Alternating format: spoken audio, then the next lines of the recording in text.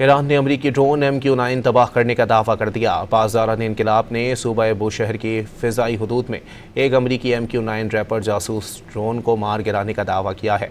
ईरानी forces की जानिब से जारी करदा एक प्रेस रिलीज़ के मुताबिक अमरीकी ड्रोन शुमाली खलीज फ़ारस की फ़िज़ा में मुदाखलत की कोशिश कर रहा था। ईरान ने अमरीकी ड्रोन MQ-9 तबाह करने का दावा कर दिया। पासदारान इनकलाब ने सूबा बुशहर की फ़िज़ाई हदूद में एक अमरीकी MQ-9 रैपर जासूस ड्रोन को मार गिराने का दावा किया है। ईरानी फोर्सेस की जानिब से जारी करदा एक प्रेस रिलीज़ के मुताबिक अमरीकी ड्रोन शुमाली खलीज फ़ारस की फ़िज़ा में मुदाखलत की कोशिश कर रहा था। ने अमरीकी ड्रोन MQ-9 तबाह करने का दावा कर दिया। पासदारान इनकलाब ने सूबा बुशहर की फ़िज़ाई हदूद में एक अमरीकी MQ-9 रैपर जासूस ड्रोन को मार गिराने का दावा किया है। ईरानी फोर्सेस की जानिब से जारी करदा एक प्रेस रिलीज़ के मुताबिक अमरीकी ड्रोन शुमाली खलीज फ़ारस की फ़िज़ा में मुदाखलत की कोशिश कर रहा था।